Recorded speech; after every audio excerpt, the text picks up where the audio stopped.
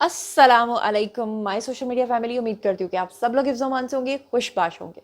सियासी तज्ज़ियों और तबसरों के साथ आपकी खिदमत में हाजिर हूँ। इससे पहले कि मैं पहली खबर पे जाऊँ, एक क्लिप आपको स्क्रीन पर नज़र आ रहा होगा। ये हैं जी हमारे सबके राज दुलारे गंडापुर, जिनके बारे में मौलाना फजलुर रहमान ने कहा है कि इनके 55 में इनका बचपन चल रहा है। पैरों में जूते और जूतों के नीचे तले और तलों के ऊपर लिखा हुआ कैदी नंबर 804। यानी कि उन्होंने इमरान खान को उनकी असल जगह दिखा दिया कि आप कहाँ पर बसते हैं, कहाँ पर रहते हैं। और इन्हीं कदमों पे ऊपर, जिस तले के ऊपर वो कैदी नंबर 804 का इस्तेहकाम लेकर निकले थे, वो इस्तेहकाम रास्ते में टूट गया, बह गया, शापर पार्ट फूट गए और वो यू टर्न लेकर वापस चले गए। शायद वो ये कहना चाह रहे हैं कि जनाब मैं तो वापस नहीं जाना चाहता था, मेरे लीडर का जो मैंने 804 पहना हुआ था वो मुझे वापस लेकर चला गया। और फिर जिस तरह से वो अपनी जुल्फें लहरा कर लोगों को बताना चाह रहे थे कि मेरे बाल जो पिछले दिनों में ट्रिम हुए थे वो फिर से उग गए हैं। और अब की बार जिस तरह से रियासत को उन्होंने गंदी और नंगी धमकियां दी हैं और जो जो कुछ अब आगे होने जा रहा है उसके बारे में बात करेंगे। शुरू करते हैं पहली खबर से। सबसे पहले आपको इमरान रियाज खान के बारे में तो पता ही है, मैंने बहुत बार उनको एक्सपोज किया है। कितनी बार मैं आपको बता चुकी हूँ कि वो कितने झूठे शख्स हैं। और उनके तकरीबन कोई 205 झूठ मैंने आपको बताए थे और उसके बाद मैंने 2 व्लॉग्स बनाए थे जिसमें मैंने तमाम चीज़ों में उनको एक्सपोज कर दिया था। अगर आपने मेरे वो वीडियोस नहीं देखे तो आपने कुछ नहीं देखा। ये देखें, आपको थंबनेल्स नज़र आ रहे होंगे, ये मेरे वीडियोस ज़रूर देखिएगा जिसमें मैंने एक्सपोज किया है इमरान रियाज खान को। अब आपको पता है कि जो रावलपिंडी वाला जलसा और धरना और ये जो अडयाला जा रहे थे और ये जो जिहाद करने जा रहे थे और इमरान खान को छुड़वाने जा रहे थे, उसके ऊपर ज़रा मैं आपको याद दिलाना चाहती हूँ। इमरान रियाज खान ने लिखा कि अली अमीन गंडापुर की रावलपिंडी पहुंचे बगैर वापसी अगर हुई तो सख्त अवामी रद्द अमल आएगा। और फिर उसके बाद इनका इनकलाब ढीला हो गया और उसके बाद जो है वो इनकलाब इनका भाग गया। फिर ये काफ़ी देर तक यकीन नहीं कर सके। फिर जितने भी अहले यूथ थे इन्होंने जनाब ये कहना शुरू कर दिया कि ये झूठ है, गंडा साहब नहीं जा सकते, ये गलत है, सरासर झूठ है। लेकिन जब इनको फुटेजेस देखने को मिली और इनको पता चला कि अली अमीन गंडापुर यहाँ को आए और यहाँ को निकल गए, और अली अमीन गंडापुर ने सही किया। उन्होंने कहा कि जो मेरा लीडर करता आया मैंने भी वही किया, यू टर्न लिया, सिंपल एक निकल जाए यू टर्न लेके और निकल गए। और आपको पता ही है कि वहाँ पर आलिया हमजा और वो जो बाकी खवातीन है उनको फंसा के वो छोड़ गए। अब जनाब आपको बताऊं कि अली अमीन गंडापुर ने वापस जाके फिर से गीदड़ भपकियाँ देना शुरू कर दी और वहाँ पर जाकर उन्होंने फिर से गलत बातें जो है करना शुरू कर दी। अब आप ज़रा देखें कि वज़ीर आला KPK का इनकलाब लाने का ऐलान उन्होंने किया है और उन्होंने अब की बार बड़ी ख़तरनाक किस्म की अपनी एक प्रेस कॉन्फ्रेंस की है जिसमें उन्होंने अपना एक बयान दिया है। तो जनाब मैं आपको बताती हूँ कि अली अमीन गंडापुर ने क्या धमकियाँ दी हैं और ख़ास तौर पर रियासत को धमकियाँ दी हैं और कहा है कि जी गोलियाँ चलाऊंगा। अब ये सारी कहानी क्या है ज़रा मुलाहिज़ा फरमाइएगा। खैबर पख्तूनख्वा के वज़ीर आला मोहतरम, अच्छा इनका ये वीडियो आपको नज़र आ रहा होगा कि जूते के ऊपर कैदी नंबर 804 लिख के ये बंदा अपनी टांगे बाहर को निकाल के जो है ना वो जा रहा है। मुझे शक्ति कपूर याद आ गए। शक्ति कपूर फिल्मों में इस तरह की जब हिलेरियस एक्टिंग करते थे ना, अब तो मुझे सिर्फ वो गाना याद आ रहा है, आ आ ई उ उ उ, उसमें जो अपना नाला वो लटकाता है ना, बस वो अली अमीन गंडापुर का रह गया है दिखाने वाला। बाकी सारी हरकतें जो है ना वो शक्ति कपूर के साथ मिलती हैं। आप अंदाजा करें, अली अमीन गंडापुर ने बाज़ाब्ता तौर पे इनकलाब का ऐलान करते हुए कहा कि इसके बाद कोई अगर गोली बरसाएगा तो उस पर भी गोली बरसाई जाएगी। बंदा पूछे किसने आपके ऊपर गोली बरसाई है। अच्छा आगे कहते हैं, एक वीडियो बयान में कहा कि मुल्क में पहले हमारी इज्जतें, चादर और चार दीवारी के तकद्दुस को पामाल किया गया, लेकिन हमने मुल्क के लिए उफ तक नहीं की। अब हम पर भी कोई गोली बरसाई गई तो हम भी उसका जवाब देंगे। उन्होंने कहा कि हमारे 2 कारकुनान को गोलियां मारी गई, तीसरे कारकुन को गोली मारी गई जिसका पता नहीं चल रहा। ये बिल्कुल ऐसे ही लाशों के ऊपर असल में सियासत करना चाहते हैं। कहा कि हम पर सीधे शेल मारकर 15 से जायद कारकुनान को जख्मी किया गया और पंजाब की हदूद में हर 3 किलोमीटर के बाद हम पर शेल और गोलियां बरसाई गईं। उन्होंने कहा कि पूरा पाकिस्तान हमारा है, पूरे मुल्क को मुबारकबाद देता हूँ। आज कई पुलिस अहलकार हमारे हत्थे चढ़े लेकिन मैंने उनको रेस्क्यू किया।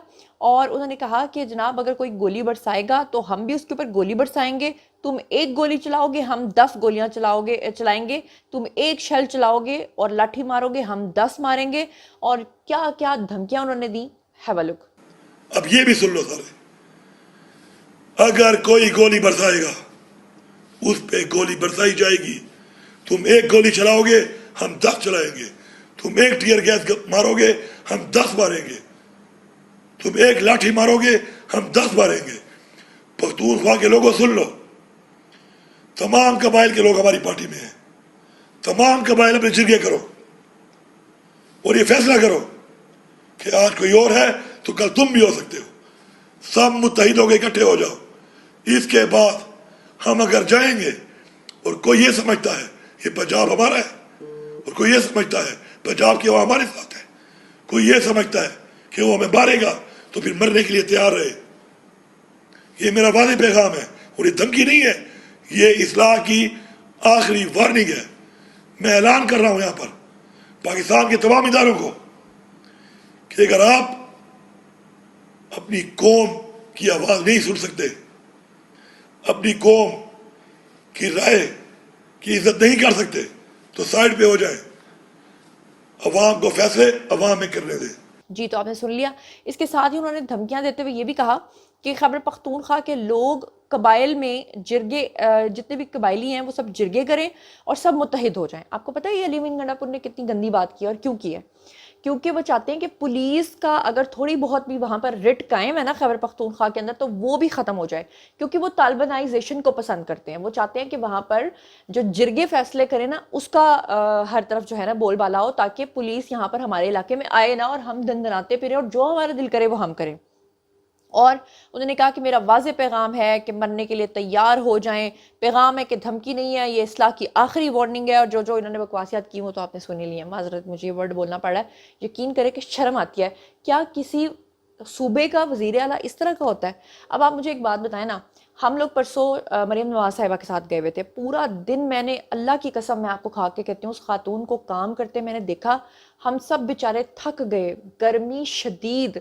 आप लोग तो बातें कर देते हो ना, एसीओ में बैठकर ऑर्डर्स करते हैं, ऐसा कुछ नहीं होता। फील्ड में बाहर निकली हुई हैं, इफ्तिताह करने जा रही हैं, मंसूबे लगा रही हैं।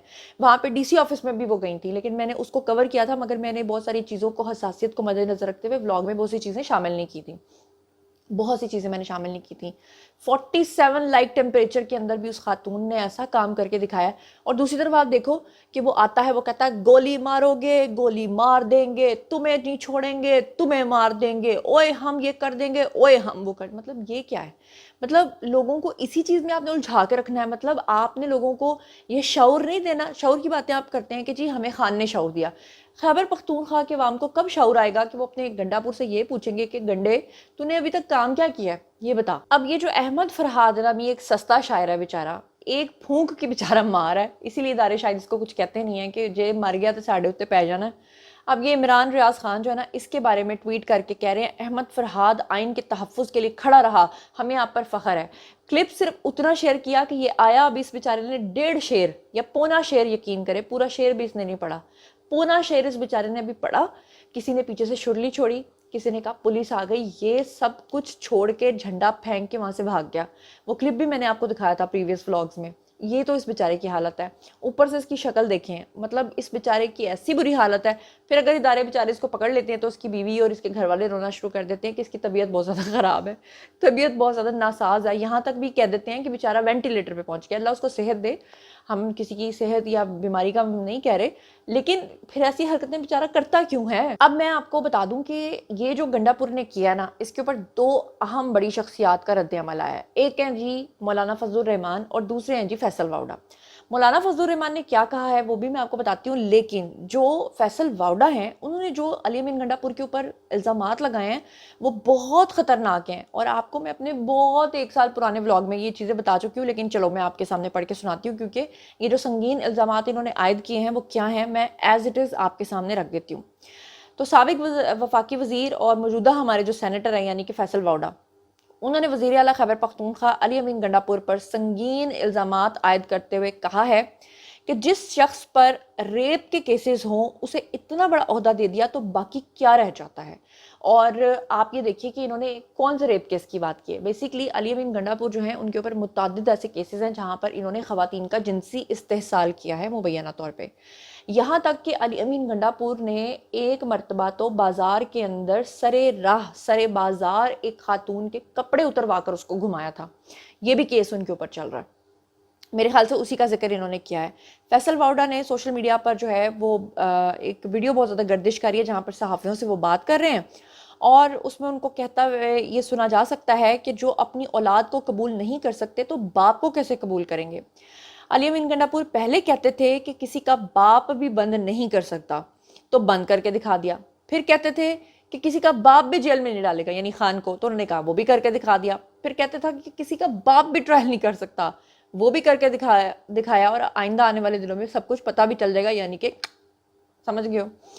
اب اللہ رحم کرے, علی امین گنڈا پور جس طرح کی حماقتیں کر رہے ہیں, مجھے تو لگ رہا ہے کہ آنے والے دنوں میں کہیں ایسا نہ ہو جائے کہ لوگ جو ہیں وہ خان صاحب کی تصویر کے اوپر لکھیں کہ ایک شخص سارے شہر کو ویران کر گیا. کیوں؟ خان صاحب کی جان کے پیچھے پڑے ہوئے ہیں علی امین گنڈا پور.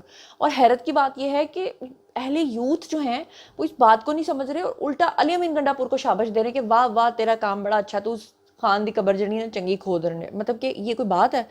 علی امین گنڈا پور تو حماقتوں سے بھری ہوئی سٹیٹمنٹس دے رہے ہیں. اس طرح تو بلکہ ریاست کو اور آسانی ہوگی ان کے خلاف جو ہے وہ چیزوں کو سالڈ پروفس کے طور پہ جو ہے وہ ثابت کرنے کی کہ دیکھیں جی یہ ان کی پارٹی کا بندہ ہے اور یہ اس طرح سے ریاست کو للکارتا ہے. فیصل واڈا کا کہنا تھا کہ جب آپ ایسے شخص کو کہ جس پر ریپ کے الزامات ہوں ایسی پوزیشن پر بٹھائیں گے تو باقی کیا رہ جائے گا. میں مریم نواز کی سیاست کا انہوں نے کہا کہ کبھی حامی نہیں رہا, لیکن اگر کوئی ان کی طرف یا میرے دشمن کی ماں بہن بیٹی کی طرف آگے بڑھے گا تو پھر ہم بھی دیکھتے ہیں کہ کیسے وہ آگے بڑھتا ہے. بات غیرت کی ہے اور حکومت کو بھی ایکشن لینا چاہیے. انہوں نے کہا کہ حکومت اپنی وزارت داخلہ کیا چھولے بیچنے کے لیے رکھی ہوئی ہے؟ یہ جہاز اور ہیلی کاپٹر کس لیے ہیں؟